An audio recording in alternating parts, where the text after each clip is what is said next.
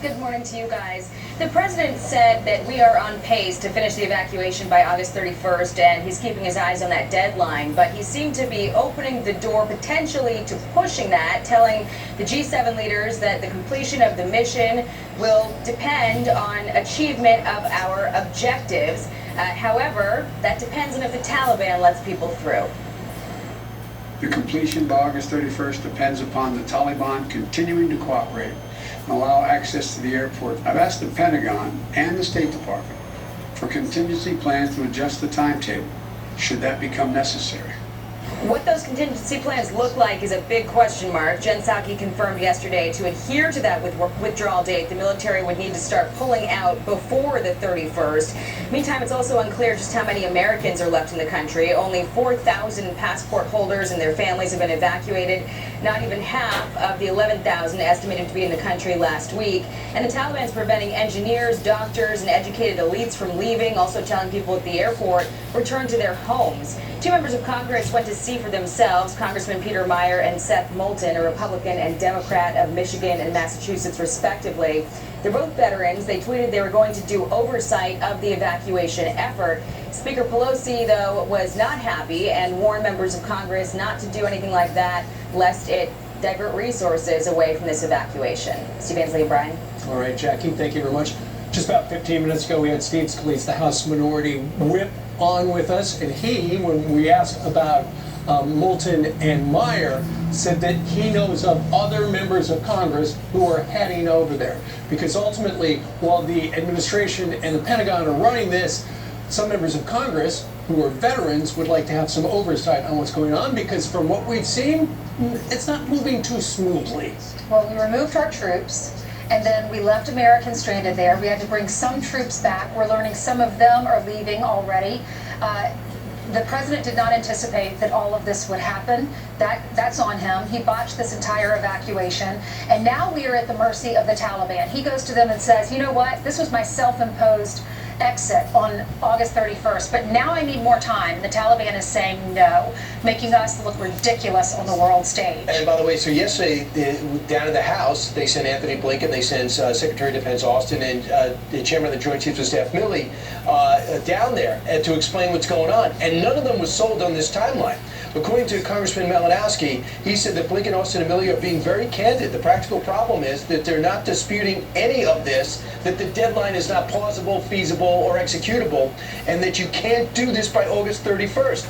They are not sugarcoating any of it. So it makes me think that they are not recommending it, obviously. So who is saying this? You have 5,800 there for 20 years. Every time we clash with the Taliban, we crush them. We have superior technology. We could easily push back that perimeter, and we threaten them. That palace is history if one of our guys or one of our women are touched on the ground. We have 5,000, maybe 10,000 still there. They need to come out. We got some SIVs that need to come out. That's the deal. Or we stay and reclaim it. Do you think they want a piece of that? They want to start running their government. And yesterday, how about we all got word that the president was going to speak on Afghanistan. I thought finally he's going to talk on Afghanistan. He gets up to the podium and he talks for the beginning of the speech all about infrastructure and praising Nancy Pelosi. I'm like, when is he going to get to Afghanistan? And he finally did. But I thought that is not the number one issue is Afghanistan. We're worried about the lives of Americans. And just to build on your point, Ainsley, the reason why he delayed his speech is to make the 5 hours is to make that statement first.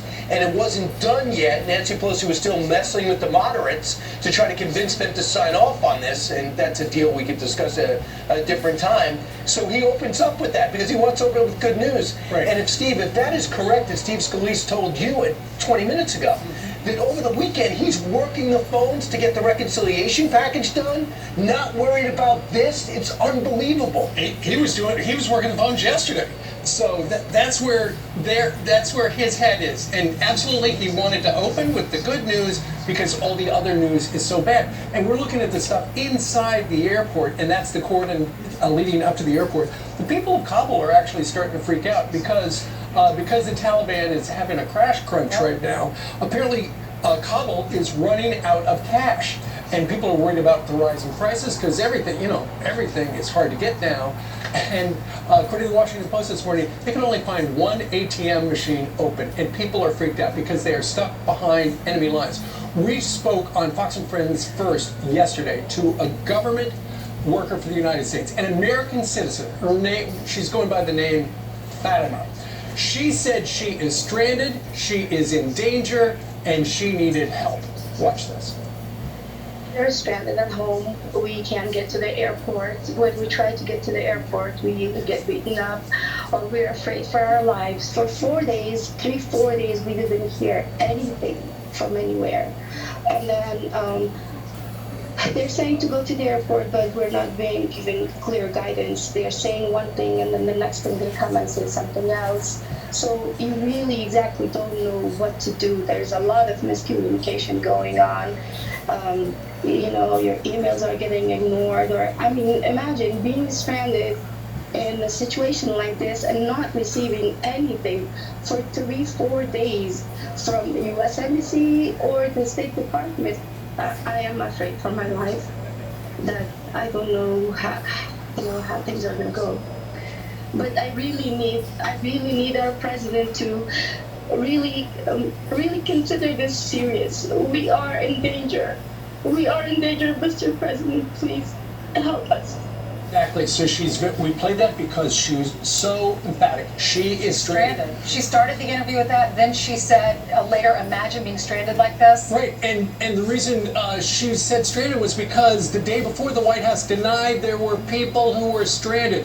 Peter Doocy, who initially asked that question, brought it up again yesterday and mentioned the plight of this woman. Watch this. You said yesterday it's irresponsible to say that Americans are stranded in Afghanistan right now. What do you say to the American citizen in Kabul that Fox spoke to this morning? Her name is, she's going by Fatima. Just to remind you, the U.S. government does not track our citizens when they travel around the world. We rely on self-reporting, not just in Afghanistan, anywhere in the world. People have to decide to register or not. It's in recent days, they have reached out to every American citizen registered in Afghanistan directly multiple times. This is a 24/7 operation. If we are not in touch with this individual, give me their contact information and we will get in touch with them. You say no Americans are stranded. This is someone in Kabul who says, I am stranded. So is there a better word for somebody who can't leave the house to get to the airport because Jake Sullivan says ISIS is outside the airport? I would welcome you providing their phone number and we will reach out to them today. So they don't like the word stranded because of the bad imagery, but at the same time, when asked what's another word, she deflected. Then she said Afghanistan evacuation cannot be called anything but a success. Yeah. You call this a success? People are worried that in 6 days, when the deadline hits and they're still stuck there, that they're going to be killed. Do you know that we in the military, they do not leave a man behind, even if they don't leave dead bodies behind. When America loses their lives, they will sacrifice. My goodness, we're still getting back remains from the Korean War, still negotiating to get that back. That's what it means. In Vietnam, when we left, the POWs were undiscoverable. There was thoughts that there were still Americans there, and that was a dominant theme throughout the next 10, 15 years. Now, before our eyes, we are witnessing an administration pulling out in a timeline that Democrats and Republicans both agree is unrealistic, and we have American civilians working in a war zone being left behind to be taken advantage of and possibly used as hostages or killed by this Taliban government, who everybody knows are a bunch of savages who are now in control of what is certainly going to be a terrorist university. Well, Fatima said that she is from West Virginia. Her husband lives in West Virginia with her children. She was crying during that interview yesterday saying, I'm scared I'm never going to see my children again. Imagine that as a mom or a dad. She has been in contact with Congresswoman Carol Miller. She says this is the only lady who has called her, reached out, and is trying to help her get home. She is the Congresswoman from West Virginia. Listen to this. My family was contacted and we immediately started to work through our office and through the State Department to see what we could do. I've been on the phone with her family. I've been on the phone with her. It's just it's a constant battle to make sure that everyone knows where people are, because the most important thing we can do is bring home our Americans and bring home our allies that have helped us through all of this. It's our job to make sure that the administration understands how important it is to bring our people home. Americans don't leave Americans on the ground. We have to make sure that we bring our people home. Well, we are. We're leaving thousands. There's estimated between 10 and 15,000 Americans remain in Afghanistan, along with the 80,000 Afghan allies and their families. Right. But we're in a rush because the president wants to pass a reconciliation bill. Well, and according to Jackie Heinrich, the very latest number from the Department of Defense is they announced there were 11,000 Americans left in the country last week.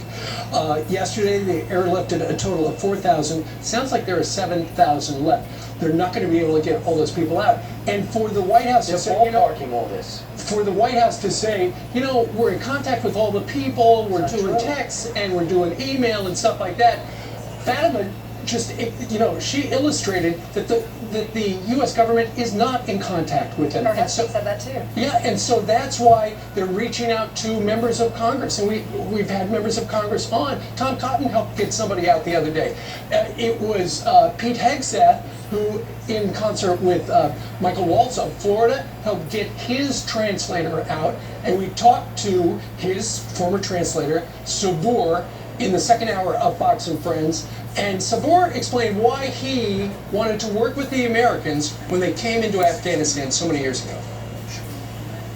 We could not have accomplished what we did without Sabur and Habib and other men and women like that. And what we're doing right now as we close those gates is we are closing the door on their hopes and their dreams and on that belief that America would be there for them when they needed us the most. As a young man, I just finished high school.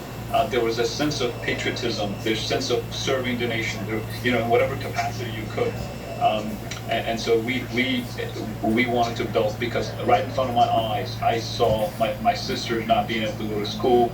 They weren't able to leave home, and they weren't able to get educated. And so this was my way of fighting back. This was our way of fighting against a system that we knew and lived that was unjust. As an Afghan right now, as someone who's born and lived Taliban regime, there is absolutely zero trust on the Taliban. Anything they say, I do not believe. Those individuals are heroes. I mean, Pete was there in 2011 and 2012, and Sabor was his interpreter, and Pete said he's helped hundreds of Americans help understand the language and understand the culture of that area so that we can fight the Taliban. We couldn't have done it without guys like that. Couldn't have done it without him. They worked alongside our troops. We can't leave them behind either. Well, we are.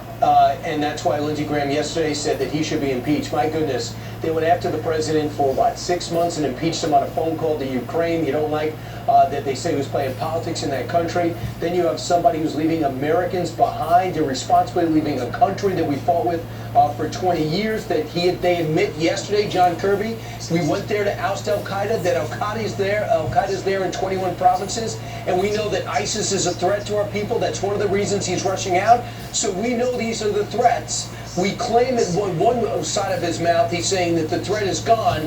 On the other says we got to leave because the threat is there. Nobody's buying it. They are hoping that you're going to forget this, that this is a news cycle away from being done, and that Joe Biden's approval ratings are gradually going to rise. Do not let this happen, because these decisions are going to last generations. We're not going to forget this. Marco Rubio said, he said, this will be covered as one of the worst catastrophes in American foreign policy history. Imagine if you lost your son, your daughter, fighting in Afghanistan, you're an American, or you lost an arm, or you lost a leg, Ryan Mass, fighting in Afghanistan, and then this happens. You fight for 20 years of freedom for the Taliban not to take over, and in 1 week, everything is undone. And if you want to say this is about Trump, we just talked to one of the people that negotiated with Ambassador Khalilzad, which wasn't a great deal, 4 pages.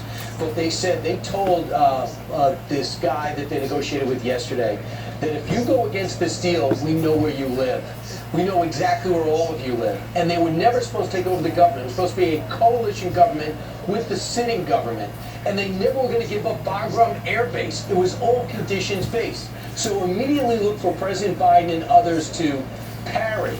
and look to deflect. Do not let them do that, because this is not the deal that Trump cut. Mujagan, the lady that we interviewed earlier, her uncle received a call, and it was so scary, from the Taliban, saying, wherever you're hiding, we're going to come find you.